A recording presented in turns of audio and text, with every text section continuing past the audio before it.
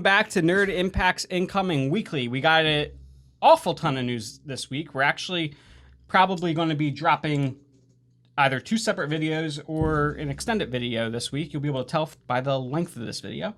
But yeah, a lot of news. We got New York City Comic-Con going on, as well as news coming in from some other outlets. We got news coming in from all directions, Chris. And off the top, I need to talk about this new Mel Gibson movie. Oh my God, do we? Do we get to talk about it first? Yes, we got to talk about it first. We get to talk about it first. So, a trailer dropped a few days ago, or a day or two ago, for a movie called Fat Man, starring Mel Gibson. Now, I know there's been a lot of debates over whether Lethal Weapon is a Christmas movie, whether Die Hard is a Christmas movie. This is yet another action movie, very much in the vein of those two, but it's a Christmas movie. There's no argument to be had. It is a Christmas movie, because we do feature a hired gun in this movie, but it's Santa Claus. Yeah, as portrayed by Mel Gibson. It's a hired gun, unlike you've never seen. It's Mel Gibson in all of his big bearded agnostic glory, playing the big bearded fat man. Yeah. So the opening scene, we have Mel Gibson comes in with a gunshot wound to who I'm assuming is Mrs. Claus, and is like, those kids had a deer rifle, got 2 in the sleigh and 1 in me, and she's working out the Do you bullet. think that was going to keep me down?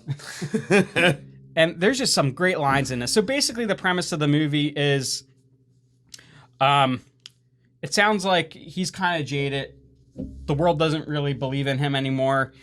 He's resorting to be a hired gun for the U.S. military. His the Christmas business, from what I've gathered, it looks like the Christmas business is waning. He's not making income like he needs to, so he's kind of got to hire himself out, make a partnership with the military to support his elves. Yeah,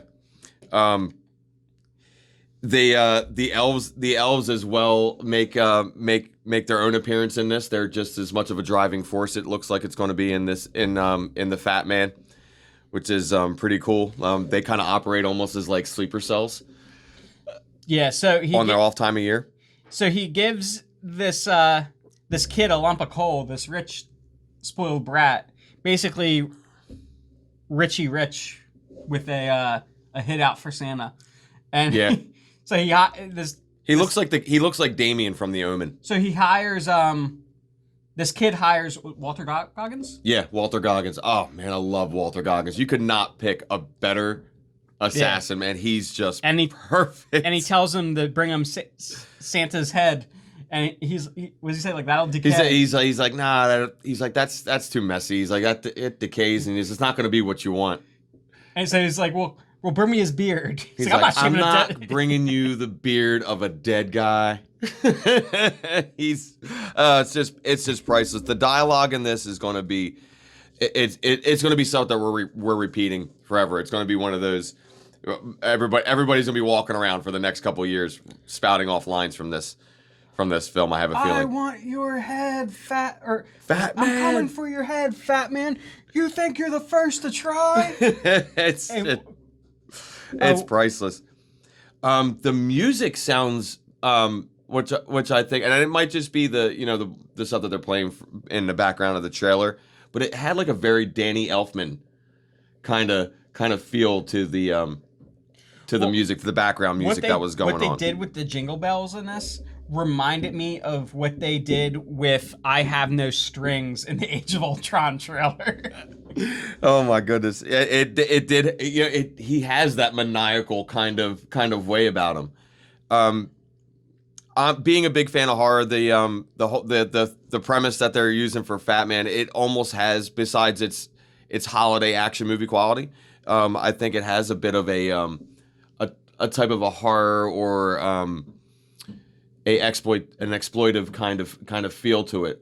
Going back to harking back to the 80s with their all their Santa Claus killer movies that were coming out, Silent Night, Deadly Night, stuff like that. That kind of enforced an idea that Santa Claus isn't the jolly, lovable guy that you've always thought of him as. That he can be pushed to a darker side or maybe has darker origins. But we've seen plenty of Christmas horror movies featuring Santa Claus. What I love about this one is, when have we seen a Christmas action movie? Besides Die Hard. Well, a real Christmas action movie. Really? I mean, I can only think of one, and it's not something from here. I love Rare Exports, and I kind of put isn't that a horror movie? It falls on that in that line. It has a very it has a theatrical like an action pace to it. You know what I mean? Where it has that thriller pace to it at certain points, but it has that that dark, eerie, spooky quality to it that makes it that a horror movie of like the unknown. But yeah, there's not too many. There really isn't. It's if you're gonna have a Christmas out at the theaters, I think Fat Man's the way to go about it. I know I'm going to be there. Mm-hmm. I've been good all year. There's something else I know you're dying to talk about. Oh, before we transfer over, I can't believe I didn't hear you mention this, of all people, being a Power Ranger guy. Do you know? Oh, it's Saban. Yeah, it's Saban Films. Like, it's just, this movie is just like an eclectic gathering of like just that didn't different surprise walks. me though, because if you've been seeing the movies Saban's been doing, Mandy. They're working a lot with Shudder. They've been putting out a lot of stuff in association with Shudder. Movies. What was that one with Nicolas Cage? The Lovecraft movie, Colored Out of Space. Yeah, I think that's what it's called. They also are the production company behind the Creepshow series on Shudder also. But yeah, they're Saban's changing their game in recent years. Yes, they really are. They really are. It's exciting stuff. Now, I know you're a big fan of the Discworld series. I am. I fell in love with Terry Pratchett in high school. I've never looked back.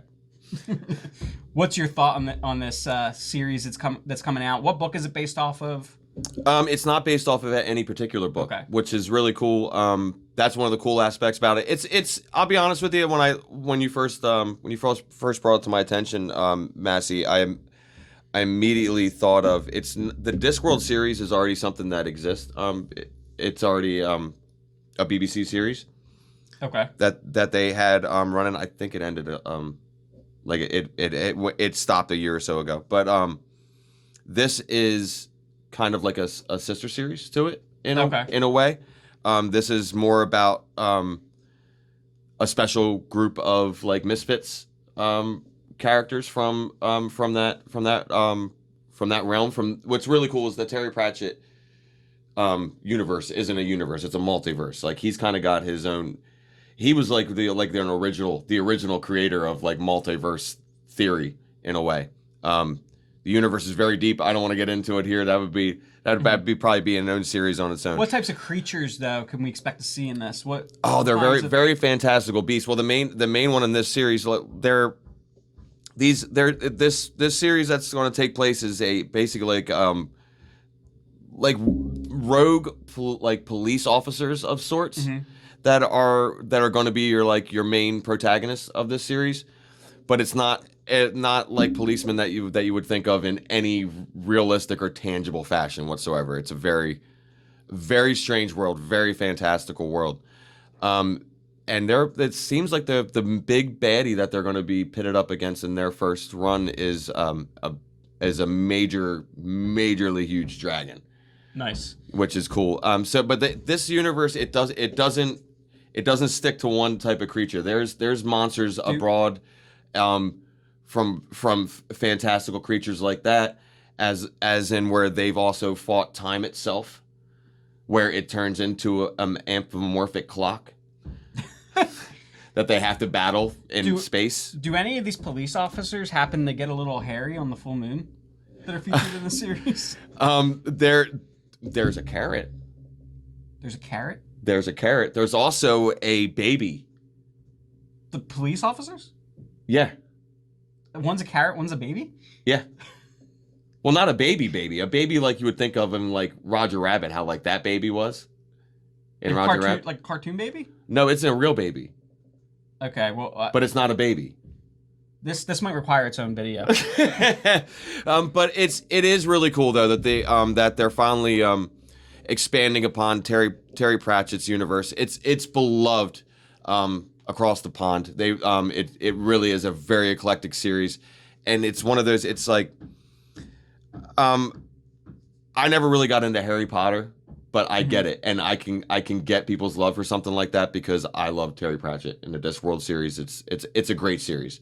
I can't say that I've read every single one, and there's a vast amount of material out there on it, and this show is pinpointing some really cool eclectic characters from that series, and kind of the producers of this show took it upon themselves to like pay homage to Terry Pratchett in a way is where they're keeping the show included in his multiverse, but like saying it's taking place in like this corner of the multiverse. So it's really, really cool. But it does have its detractors, where it visually it's not what you would expect. If you're a reader of Terry Pratchett, it's not going to be what you expect. It has kind of like a steampunk kind of look to it, and it takes place in what looks like a very current time. Are you saying alternate reality? It's very BBC. It's very BBC. But you have to remember, it was created there. That's where it was born, and it resides. Well, no, I mean, but their television series always have a certain feel and look to them. But this is very different for them too, where they're usually they stay. It is dedicated to the source material. The characters are directly taken from the source material. It's all takes place in that. It's just a complete reimagining of what this universe looks like. I don't think it's going to be as colorful and fantastical as the books are. The imagery in the books is very like Wizard of Oz, very Tolkien, look to it, and this kind of gives it a more urban, post-apocalyptic steampunk kind of feel to it, which is interesting. And those cops are going to flourish in that universe. They're curtailing it to these characters, and I think that's great. And they're drawing these fantastical monsters and creatures into this world, and I think that's. I think the fans that are hesitant about it, I think they're going to be pleasantly surprised. I think they're going to enjoy it. Well, speaking of colorful and fantastical, and police officers of a different variety, we got some intergalactic police officers coming to us as well. So HBO Max, as anybody in this sphere probably knows, is going heavy on DC. And we've known it was in the works for a while, but they officially got the green light for production on a Green Lantern core series. And it sounds like we're not going to get necessarily, at least they haven't been announced yet, the Green Lanterns we were expecting. Yeah. We're getting a variety of some new and some old. So rattling down the list, we got Guy Gardner, who I'm very much looking forward to seeing in live action. They tried it once before with that TNT Justice League Didn't work series. out. Didn't work out so good. Well. He's earned his second chance though. Great character. And we got two of the newest ones, Jessica Cruz. Yeah. Who I think in the animated series is also, or the animated movies is also called Limelight. Mm-hmm. And as well as Simon Baz. The first, I think he was the first Middle Eastern Green Lantern, and a very cool character. Yeah, he had a lot of turns in the comic run too. Like he was one that he defected for a little while too, didn't he? Well, his story has been all about redemption. Yeah. And he's also the first Green Lantern that we've seen just carry around like a Glock, just like a standard. Carry around just like a standard handgun. Just that a little bit. So, yeah, we got Simon Baz in this, and we got Alan Scott, the original Green Lantern. Yeah. But it sounds like it's not going to be the original Golden Age take. It sounds like it might be the more modern take. The kind of the... How do you feel about the revamp? I really like what they've done with Alan Scott in recent years. Yeah. I like the... for those that don't know... One of the changes they've made to Alan Scott, which if you know a lot about the character, isn't all that surprising. and makes sense, is he is a homosexual man in the newest iteration. And I realized that when I was going through some of the reading material, that really like it caught me off guard. And it's like I'm like, well, that's a different take on things. I don't know if they're going to do like the recent Earth 2 iteration, which is really, really cool, which is basically when he's on the train and the green flame appears and the train crashes. I forget what causes the train crash, but he's actually on the train having just proposed to his boyfriend, and his boyfriend dies, and the green flame knows this and says that to give him this power for him to get his revenge on the entity that caused this train crash, he needs an item of great importance to him through which to channel its power. So the ring is actually his engagement ring to his boyfriend, which gets reformatted as the Green Lantern ring. That's incredible. Yeah. So I really like that take on the character. That's incredible stuff. So even I'm learning things in the news today. So yeah, and two other characters that they said we will be getting in this series are Sinestro, or Sinestro, depending on how you want to say it, and Kilowog. Yeah, dude, that is so cool. I mean, I'm Sinestro. I fell in love with him, honestly, playing him in Injustice. I thought that's really why I fell in love with that character. So my hope with knowing Sinestro is going to be in this is that eventually we'll see his downfall and see Guy Gardner get the yellow ring, and Guy Gardner kind of defect, but kind of play the anti-hero a little bit, trying to repurpose the yellow ring for good. Or if maybe we'll get to see that Voldarian, is it Voldarian DNA unlocked, and Guy Gardner transform in the Warrior. Dude, that would be great. For those that don't know, when Guy Gardner becomes Warrior, he's able to like create weapons from his own body. Yeah, like they like those battle axes that come. Oh, dude, it's everything from battle axes to plasma cannons. Yeah, it's incredible. Yeah, there's no limit. Yeah, there's a lot you can do with these characters, and there's a lot we can do with the emotional spectrum. And the whole DC lore in general is so built around the Malthusian race, the Guardians that constructed the Green Lantern Corps, and the emotional spectrum. And I mean, we could see Ion in this. We can see Parasite. This can be huge. It really could. And with the 2011 film aside, the look of Green Lantern, like the way that DC films the overall look, the way that their effects are done is like this is the perfect series for them to really showcase that. Yeah. That look. I know there was some argument about the way they did the costumes and all, and I don't know how I felt about the musculature piece of it. But the way that Oa looked in, you're listening. but the way Oa and the Guardians looked, I actually really liked in the movie.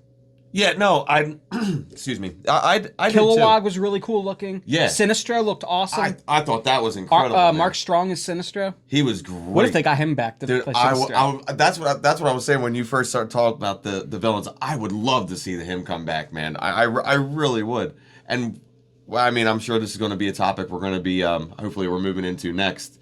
We're seeing some villains come back in other other comic books. Yeah, so about that, Massey, we're now entering the true multiverse of madness in the Marvel realm. New York Comic-Con just talking about some more about how Benedict Cumberbatch is going to be in the upcoming Spider-Man 3, and how he's going to be taking over the mentoring position, kind of from now that Tony Stark's passing. He's going to be stepping in and kind of buddying up with our pal Spider-Man. They're actually really backing this and bringing that together. I mean, you kind of put this. Yeah, our news from last week. News from last week was about Electro coming in. And this kind of could tie together in an interesting way with knowing that Stephen Strange is going to be in it. Yeah. And when you told me about that, or Jamie Foxx, Jamie Kennedy. Yeah. Can you imagine Jamie Kennedy as Electro? No. That'd be a switch. Jamie Kennedy's going to be Who could I cast Jimmy Kennedy as? We'll figure that out. But Jamie Foxx come back as Electro. Yeah. And what I read last week was that, and I think he said it on his own Twitter and then took the post down, was that he wasn't going to be Blue. This was going to be a different, more classic iteration. But I don't know. That could be, and that could go either way itself. Can you imagine with the crazy electric bolts coming off of him? Yeah. And the green suit? It'd be something else. But with Stephen Strange in it. Well, it would make sense too. I mean, look what they did with Mysterio in Homecoming. I mean, they weren't afraid to give it that classic look. Just kind of update it a little bit. You know what I mean? Tweak some colors. You know, add a little bit of tech to the pre-existing classic costume. So I mean, it's possible. But there's reason to believe that it could be the blue Electro from Amazing Spider-Man.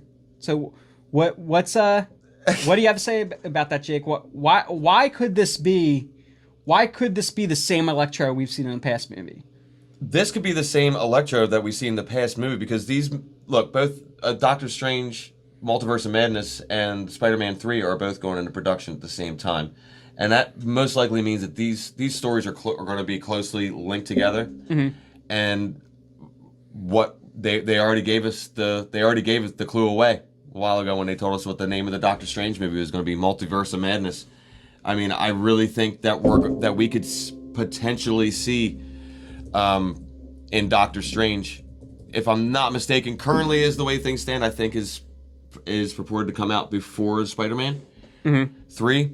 So we could see Doctor Strange carry over characters from multiple iterations of Marvel movies from the past, from Tobey Maguire's Spider-Man to Andrew Garfield's Amazing Spider-Man. So because we already have Electro coming over. To Nicholas Holland's Spider-Man from the 78 Look, series. as long they can bring anybody they want over from any of those, and not that I wouldn't like to see the guy. Old man Spider-Man. We don't need that clunky Green Goblin robot though coming back from Tobey Maguire's Spider-Man. But what would you think about Nicholas Holland as an old man Spider-Man from the 70s series? That would be remarkable. Like I said to you the other night, man. It's like you hear that cheesy Spider-Man theme song come on from the 70s.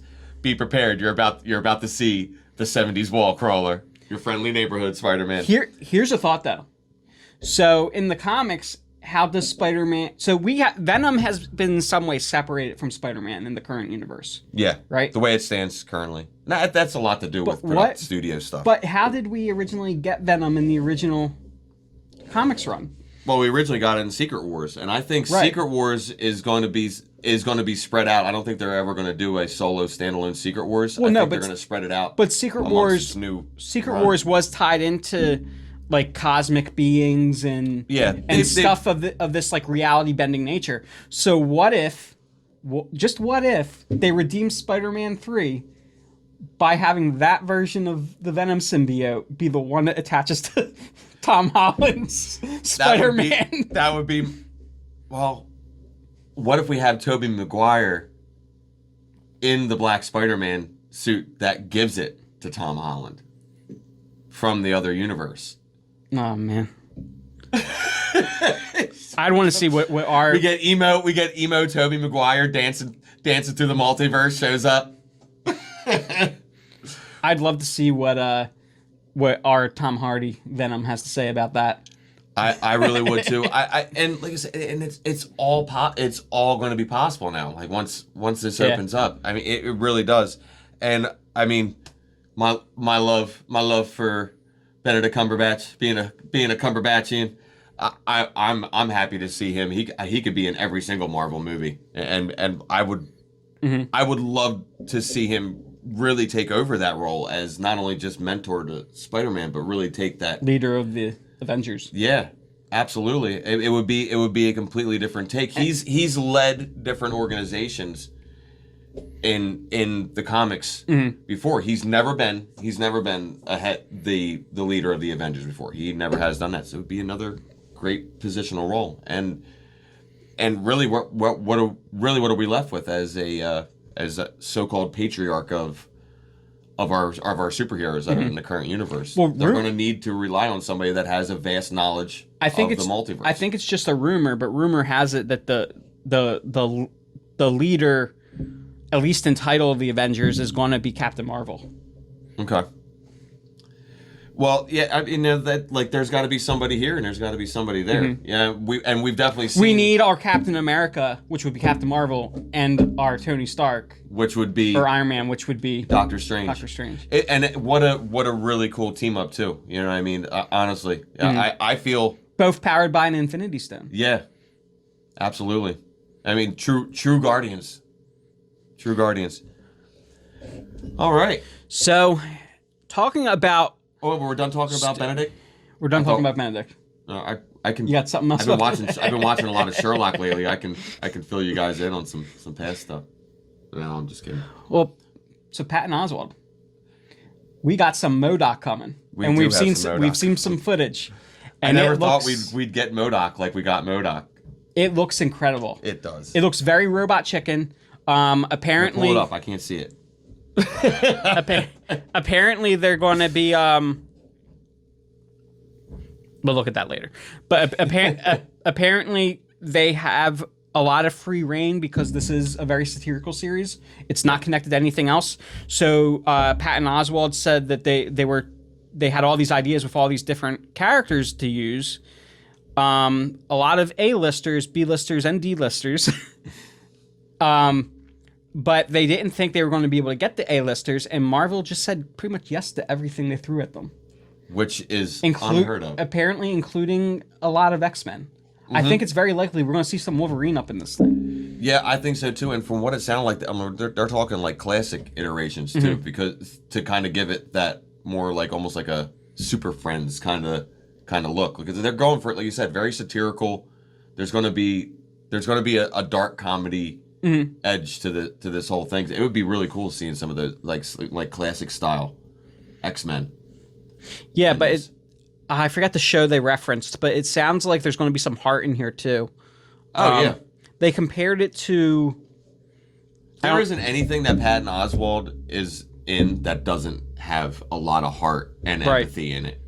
Even like the series Happy, you know, I mean, like what a very very dark comedy series. But I mean, I got emotionally invested in that within the first couple episodes of that first series, and it's just, you know, big fan of the Goldbergs too. We love you, Patton. Yes, so I can't wait to see what, because he's also a producer on this. Yeah. Oh, he also compared it to Spider-Verse and Lego Batman. That's great. I know the kids are excited. I'll have to pick my buddy's brain about this. He said we kind of took an attitude that was similar to Into the Spider-Verse or Lego Batman, where it all counts, and let's pull what we need from the stories and then carve out our own little section with AIM and MODOK, and Marvel was great about giving us a lot of the toys. That was I think Jordan Blum saying that. He's the other producer on this.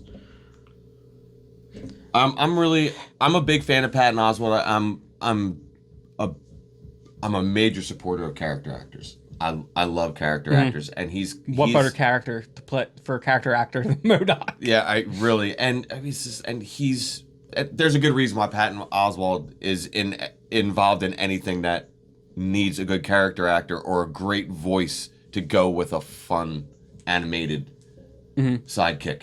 In a way, he's the go-to for that, and I think it's great. You know, we're living in a time where character actors are very derivative. You know what I mean, or very segregated to one type of film. It's great to see that, you know, that he's out there. He's in everything. I can listen to him narrate anything. Big fan of the Goldbergs. I don't think that show would be fun, but it wouldn't be the same without his voice behind it. He's any project that he works on ends up just really being a pleasure to enjoy. I really dig the guy. I think that's gonna be a fun ride. I'm looking forward to it. All right, so in other news, I think you said you weren't very familiar with it, but So I wasn't introduced to the original comic, but there used to be an MTV series. I think it was a web series. It was literally like a motion comic that you could watch on their website. And it was based off of the Invincible series by Robert Kirkman. And it was awesome. It's basically a kid whose father is the world's greatest superhero. He's more or less Superman. It's like if Superman had came to Earth from Krypton, had Superman been Jor-El, Right. and been a fully grown adult when he arrived, becomes the world's greatest superhero. His power set's very similar to Superman's, and it starts his own like version of the Justice League. And his son is has his powers as well, and is also half human. Right. But his son discovers that his dad actually came to Earth to conquer it, and is actually the world's greatest supervillain, masquerading as its greatest hero. It's almost like Brightburn all grown up. Yeah. That's pretty cool. Had Brightburn's kid actually thought his dad was actually a hero. That's pretty wild. That is pretty wild stuff. I mean, even in that movie, like they didn't think that until it was too late. They didn't realize that he was here for malicious intent. Mm-hmm. And Invincible's costume is really, really neat. It's kind of like Booster Gold meets Spider-Man. Yeah, I'm seeing that. Or even if you like, man, so many people wouldn't remember this. There was a short run comic series back in the 90s called The Fly. Uh-huh. He especially his headgear really reminds me of that. Or he looks kind Impact Comics had a series called The Fly. It looks a lot like that. This is based off of an Image comic, by the way. But his Image is coming back into their own too. Be prepared to start seeing a lot of stuff come out from Mr. Todd McFarlane and your friends over at Image Comics. They're really starting to beef up their content as well now. Yeah, and I can't remember what his dad's name is, but just for your reference, Jake. That's that character looks extremely familiar. I gotta show you some. He is from Image, so yeah, I'm sure you've seen him. He's part of Youngblood, I think. He's like an older version. Something's telling him. I think his name's like Omega or something. We're sorry. Yeah. You're dead on. You're like dead on right. I think that is his name. But anyway, got any other topics for us, there, Jake? I don't necessarily have any other topics. I'm super excited. Halloween's coming up, man. We're in that season. We didn't get to do a lot on that. We didn't get to do anything on that today. We got a lot of news to cover. I think next week I'm gonna try to. Next week we're definitely gonna hit up some Halloween stuff. Yeah. Keep in tune for that. We did touch on witches. I'm a huge Halloween guy. I've recently started outside of this. I've recently started a new job myself, so I haven't had as much time to be able to post stuff on Facebook for our channel or for the page. But it's my favorite season. Halloween's my Christmas, and I'm really looking forward to it. So I'm hoping to be able to put some fun stuff up on Facebook for you guys to look at. And Massey, I'm gonna try to surprise you with I'm gonna give you a Halloween trick or treater next week. I think. Oh yeah. I think so. I'd like to. Hopefully, I'll have a few Halloween surprises for you guys coming up in the next couple of weeks. Yeah. So, like we said, this weekend's New York Comic Con. So we will have multiple videos this weekend, and we can't wait to see what news comes out today and tomorrow. Yeah, it really can. Imagine we got that Thursday and Friday, all this stuff. So I have no idea what to expect for today, because Saturday's usually the big day. I can't wait to, as soon as we're done doing this, I'm gonna get on the phone and find out the stuff that's happened while we were doing this. That's it. That's it for me. So like, comment, and subscribe. Follow us on Facebook, and until next time, let your imagination drive you. Stay nerdy.